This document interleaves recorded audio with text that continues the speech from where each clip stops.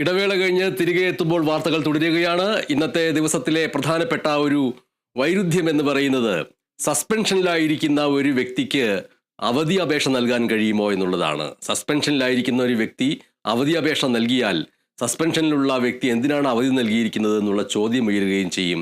അതാണ് ഈ നിമിഷങ്ങളിലെ പ്രധാനപ്പെട്ട വാർത്തകളിലൊന്ന്. Top headlines.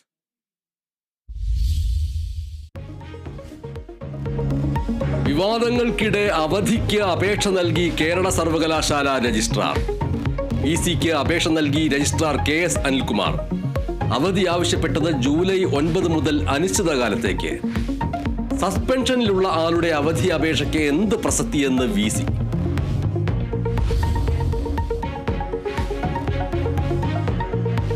JSK സിനിമ വിവാദത്തിൽ സിനിമയുടെ പേര് ജാനകി V എന്ന് തിരുത്താമെന്ന് നിർമ്മാതാക്കൾ കോടതിയിൽ. സിനിമയിലെ കോടതി രംഗങ്ങളിൽ ജാനകി എന്ന് പറയുന്ന ഭാഗം ഒഴിവാക്കും. സിനിമ പുറത്തിറക്കുന്നതിനാണ് മുഖ്യ പരിഗണനയെന്ന് അണിയറ പ്രവർത്തകർ. സെൻസർ ബോർഡിന്റേത് പരിഹാസ്യമായ വാദങ്ങളെന്ന് അഭിഭാഷകൻ. തിരുത്തിയ പതിപ്പ് സമർപ്പിച്ച് 3 ദിവസത്തിനകം സർട്ടിഫിക്കറ്റ് നൽകണമെന്ന് സെൻസർ ബോർഡിന് നിർദ്ദേശം.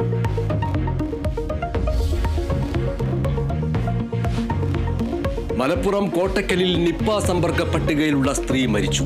മരിച്ചത് മങ്കടയിൽ നിപ്പ ബാധിച്ച് മരിച്ച 18-കാരിയുടെ പ്രാഥമിക സമ്പർക്ക പട്ടികയിലുള്ള സ്ത്രീ. ഇരുവരും കോട്ടക്കലിലെ സ്വകാര്യ ആശുപത്രിയിൽ ഒരുമിച്ച് ICU-വിൽ കഴിഞ്ഞവർ. നിപ്പ പരിശോധനാ ഫലം വരുന്നതുവരെ സംസ്കാരം നടത്തരുതെന്ന് ആരോഗ്യവകുപ്പ്.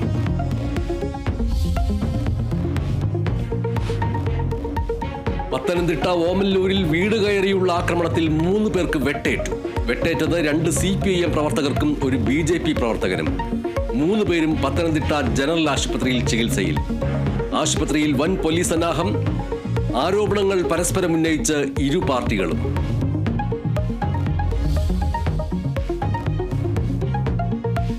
കീം പരീക്ഷാഫലം റദ്ദാക്കി ഹൈക്കോടതി. കേരള സിലബസ് വിദ്യാർത്ഥികൾക്ക് തിരിച്ചടി. റദ്ദാക്കിയത് കീമിന്റെ പ്രോസ്പെക്ടസിൽ വരുത്തിയ മാറ്റം. വെയിറ്റേജ് മാറ്റിയത് നിയമപരമല്ല എന്ന് കോടതി. കോടതി നിയമത്തെ മാനിക്കുന്നുവെന്ന് മന്ത്രി R. ബിന്ദു.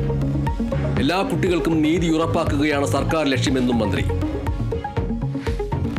എല്ലാ കുട്ടികൾക്കും നീതി ഉറപ്പാക്കുക എന്നുള്ളതാണ് ഈ സർക്കാരിന്റെ ലക്ഷ്യം. സർക്കാരിന് അതിനപ്പുറത്ത് വേറെ നിക്ഷിപ്ത താല്പര്യങ്ങൾ ഒന്നും തന്നെ ഇല്ല.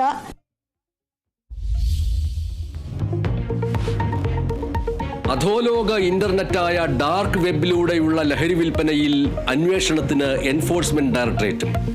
നാർക്കോട്ടിക് കൺട്രോൾ ബ്യൂറോയിൽ നിന്ന് ED വിവരങ്ങൾ തേടി. ലഹരി വിൽപ്പനയിൽ നിന്ന് ലഭിച്ച പണം രാജ്യവിരുദ്ധ താൽപര്യങ്ങൾക്ക് ഉപയോഗിച്ചോ എന്ന് അന്വേഷിക്കും. കള്ളപ്പണം വെളുപ്പിക്കൽ നടന്നിട്ടുണ്ടോ എന്നും അന്വേഷണം.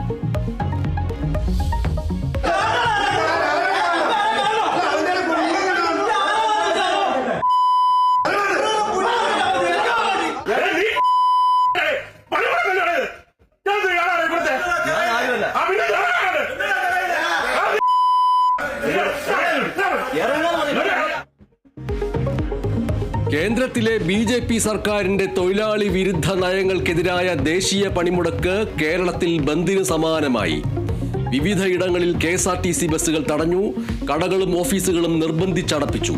സ്വകാര്യ വാഹനങ്ങൾ ഓടി. ചിലയിടങ്ങളിൽ ഹോട്ടലുകൾ പ്രവർത്തിക്കുന്നു. പണിമുടക്കിയത് BMS ഒഴികെയുള്ള 10 സംഘടനകൾ. മറ്റ് സംസ്ഥാനങ്ങളെ പണിമുടക്ക് കാര്യമായി ബാധിച്ചില്ല.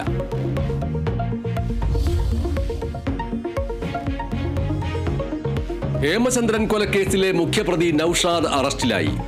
UAE-യിൽ നിന്ന് നൌഷാദ് ഇന്ത്യയിലെത്തിയത് ഇന്നലെ വിശദമായി ചോദ്യം ചെയ്യാൻ ഒരുങ്ങി പോലീസ്. ഹേമചന്ദ്രൻ ആത്മഹത്യ ചെയ്തതാണ് എന്ന മൊഴി ആവർത്തിച്ച നൌഷാദ്.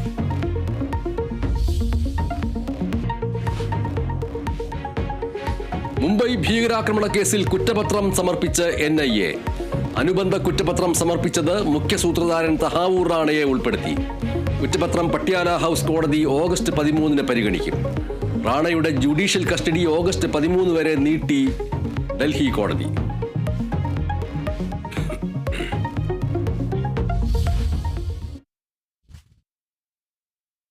ദേശീയ പണിമുടക്ക് ഇപ്പോഴും തുടർന്നുകൊണ്ടിരിക്കുകയാണ്. കേന്ദ്രത്തിലെ BJP സർക്കാർ